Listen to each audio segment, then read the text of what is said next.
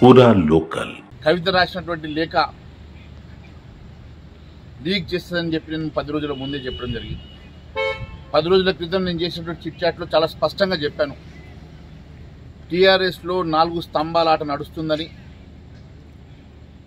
ఖచ్చితంగా ఈరోజు కవిత తండ్రికి రాసిన లేఖ బయటకు వస్తుందని నేను చెప్పాను.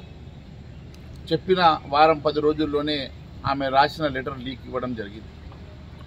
స్పష్టంగా దాంట్లో ఆమె చెప్తా ఉన్నది, అలవి కానటువంటి డిమాండ్లతోటి ఈరోజు ఆమె ఓ పంచాయతీ పెట్టుకొని బయటకు వెళ్ళినట్టుగా చాలా స్పష్టంగా అవుపడుతున్నది.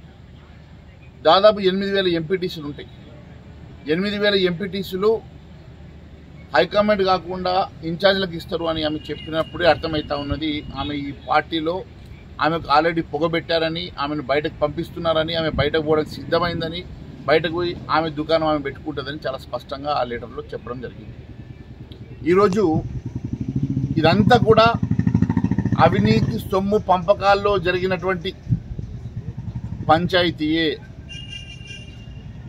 పదవుల్లో అన్నకే ఇస్తారు, ఆస్తులు అన్నకే ఇస్తారా? మరి నా జాగృతి కూడా టీఆర్ఎస్ అధికారం రావడంలో పనిచేసింది కదా, మరి నాకు అధికారంలో వాటా, పంపకాల్లో వాటా సరిగా రావడం లేదన్న పంచాయతీ ఈరోజు బయటకు వచ్చింది. నేను 10 రోజుల క్రితమే చెప్పిన, ఖచ్చితంగా ఈ పంచాయతీ బయటకు వస్తుందని చెప్పిన, ఖచ్చితంగా ఆమె బయటకు వెళ్ళి ఆమె దుకాణం ఆమె పెట్టుకుని ఆమె పార్టీ ఆమె పెట్టుకుంటుందని చెప్పిన. ఇదే జరగబోతున్నది. ఈరోజు కవిత లెటర్ చాలా స్పష్టంగా, తండ్రికి రాసిన లెటర్లో ఆమె ఆవేదన చాలా స్పష్టంగా అవపడతా ఉన్నది. టీఆర్ఎస్కి వారసుడిగా కేటీఆర్ని చేస్తూ ఉన్నాడు, మరి అవినీతి సొమ్మంతా కేటీఆర్కే ఇస్తూ ఉన్నాడు అని చెప్పి ఆమె ఆవేదన చాలా స్పష్టంగా అవపడతా ఉన్నది.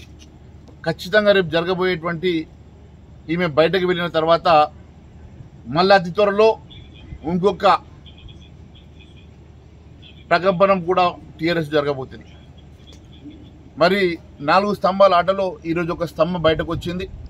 చాలా స్పష్టంగా ఆమె లెటర్లో చెప్పినటువంటి అనేకమైనటువంటి అంశాలలో రేపు లోకల్ బాడీ ఎన్నికల్లో ఆమె స్వయంగా ఆమె అభ్యర్థులు కూడా బరిలోకి దింపే ప్రయత్నం చేస్తున్నట్టుగా కూడా ఆ లేఖలో స్పష్టమవుతా ఉన్నది. ఇదంతా కూడా పంపకాల పంచాయతీగానే భావిస్తూ ఉన్నాను.